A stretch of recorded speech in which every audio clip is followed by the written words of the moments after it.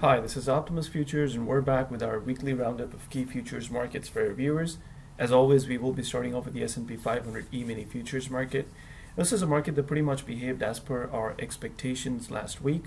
If you recall our analysis for this market from the prior week, we talked about the importance of this all-important resistance area. Of course, we had the all-time high for the market posted here at this level back in January. We had a couple of instances here where the market tried to find resistance off of this level in general. We got a push through past this level as the market made a new all-time high a couple of weeks ago. And then we had this really nice looking rounded sort of a pullback towards this former resistance area that we last week said had a very, very good chance of turning into support and allowing for the market to continue its way higher. Part of the reason for that confidence in the market's potential ability to bounce off this former resistance area and use it as support had to do with the market actually showing us signs of bullish implicit divergence. Just as a quick reminder, bullish implicit divergence is where you've got candlesticks that are not able to close below the low of the prior candlesticks, and you just have these protruding wicks to the downside here, suggesting that the sell side momentum really isn't that strong and the market is probably just reminiscent of dragging and just pulling its weight towards an important price level in the market where the market will then have a high probability of bouncing off of. That's exactly what we actually saw happen here. Last week the market did bounce quite strong off of this all-time resistance level over here, and we now have the market basically continuing its way up. We weren't quite able to make an authoritative new all-time high for the market last week, but that really doesn't bother us too much because at the end of the day the market still did travel quite a bit vertically, and as it basically bounced off this former resistance area and basically just looks to be continuing on with the strong uptrend over here. So we have not a lot of doubt that the market should potentially be able to create a new all-time high this week and just continue its way up, or in the weeks to follow. I mean, long term and mid to long term, we're basically just continuing to expect this market to keep on climbing higher and possibly test the 3,000 big round number that we all have our eyes on. Okay, so the next market we're going to be looking at here is the light crude oil futures market. Now this market, pretty much like most of the markets that we follow on a week-to-week basis, did not post a lot of encouraging price action for us over the past week, and a big reason to do with that is the fact that most of these markets are in a tight consolidation and sideways trading theme, and that theme just continues to go on for most of these markets. So for this market in particular, we have the ceiling here pretty much being created off the $1.74 and the $1.75 price levels. Almost every week we go back, we zoom out of this chart and show our viewers why the $1.74 and the $1.75 price levels are important for this market. As you can see here, these price levels basically line up with long-term sources of support for this market, and now that the market is creeping towards these price levels from underneath, no surprises to see that the market is hesitant and not quite willing to just break past these levels with ease, despite the fact that we did have some strong upward momentum that led us close towards these price levels in the first place. So zooming back into the price action over here over the past week, we actually had the market rebounding once again off the $1.70 price level. Very typical once again of a market that is weak in general, where no one side, either the sellers or the buyers, are dominant. So we had the $1.70 round number over here. We had the market sort of midway last week rebound off the $1.70 price level, which was in quick succession, we should say, over the week prior to last one, when the market also had rebounded off the $1.70 price level. For the most part, though, we're caught up between the $1.74 and the $1.75 price levels over here, and down here we of course have the $1.66 price level that is more or less acting as support and resistance for this market. Obviously, in the more recent past, it was acting as resistance, then flipped into support, and now sort of is just continuing to hold this market up and not really allowing for the sellers to dominate this market. So we're still pretty much stuck in a sideways consolidation theme for this market. We're watching this market as still a potentially bearish one.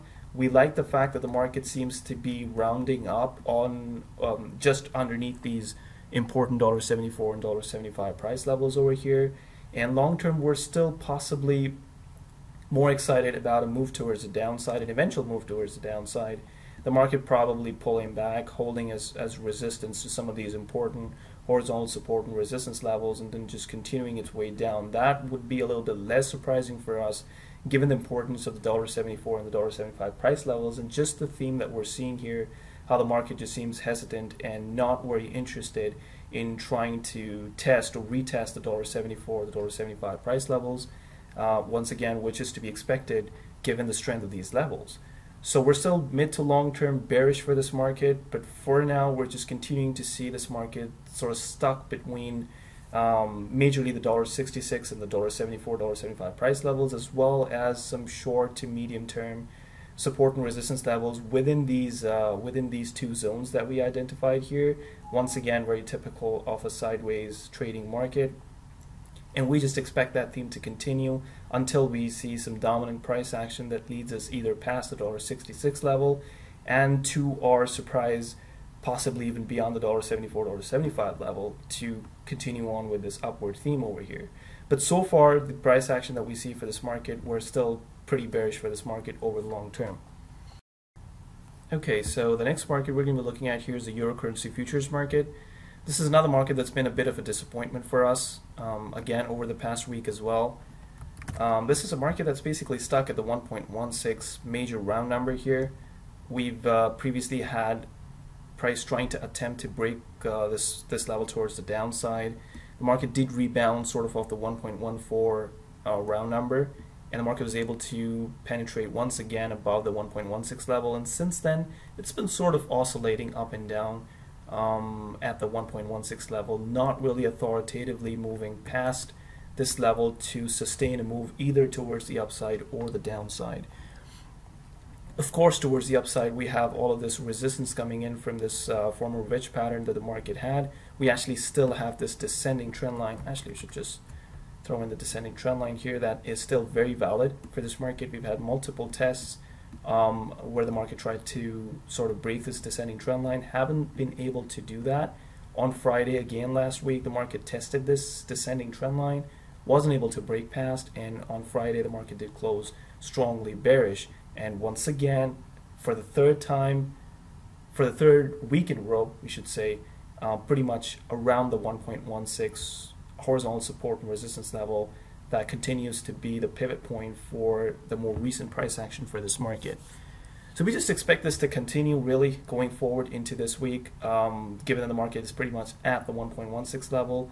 We expect the market to probably continue to react and oscillate around this level, possibly tighten up a little bit more, and eventually either break towards the upside, creating the possibility of a more extended move towards the upside, reminiscent or similar to the one that initially led us down to the 1.16 level in the first place.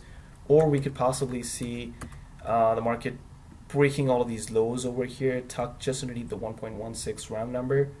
Once again, very, very well defined level actually, with tons of candlestick lows pretty much lining up very neatly at this support level just underneath the 1.16 level. So if we do see a break of this level, we could possibly see the market actually trying to test the 1.14 round number and this low over here once again. And who knows, maybe at that point we could see a potential break of this low over here, the market possibly trying to pull back, use it as resistance, and continuing with the more longer term downtrend over here and this overall momentum from the sellers. On the other hand, once again, like we said, the market was able to or is able to hold as support at the 1.16 level. We see a break of this trend line here that to us is very, very important now. We could see an extended move towards the upside. So we're pretty much open to both scenarios. Right now the market pretty much is in a neutral zone for us, given that it's pretty much at the 1.16 level that continues to act as both support and resistance, as well as a pivot for the market. Okay, so the next market we're going to be looking at here is the gold commodity futures market. This is another market that is pretty much stuck in a very notorious sideways consolidation theme around the 1200 round number. that runs sort of around here. So we had the market try to initially break this level towards the downside, pretty much leading from all of the intense downward selling pressure that this market had retained. However, that break really turned out to be a fake one, and the market was able to actually push right back above the 1200 level, pull back to it, sort of find support at the level, and just continue its way up. Since then, it's really just been continuing to find a lot of support at the 1200 round number, and last week was no different. We had the market sort of bounce above the 1200 level, and although on Friday the market was bearish, and we were able to once again pretty much close at the business area here, meaning the 1200 round number. You may recall from our analysis for this market over the prior week that we had identified that the market seems to be possibly entering into a short-term wedge pattern formation over here as well, identified by a descending trend line over here, and you could possibly draw a support trend line over here. That theme we think continues to stay strong. Last week, although much of the activity, especially on Friday, was dominated by the sellers here, still the market just continues to, for us, be stuck within this pattern here that seems to be developing rather smoothly.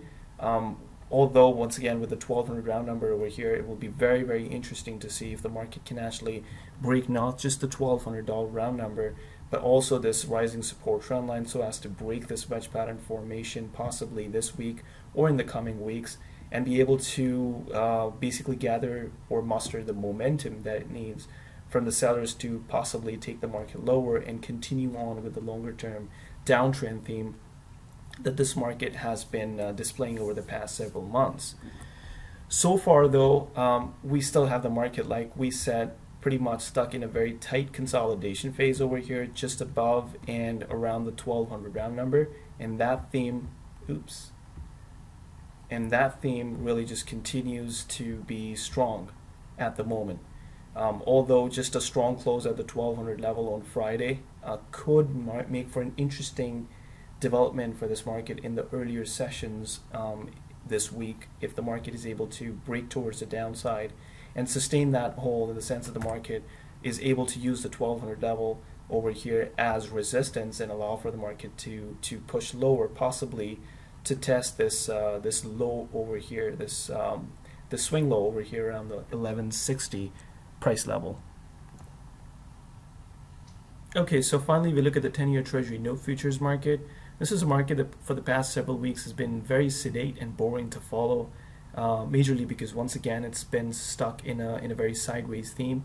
That theme, however, seemed to be turning off over the past week. We did see some strong selling come into the market last week, and that is an encouraging sign for us. In fact, on Friday we saw the market close pretty much at the 119 horizontal support and resistance level, which is an important one for this market. We've had several occasions in the more recent past when price found very neat and very precise support off of the price level, and a strong close at this level could mean interesting things, or could possibly be pointing towards interesting developments for this market coming up, especially in the earlier sessions of this week.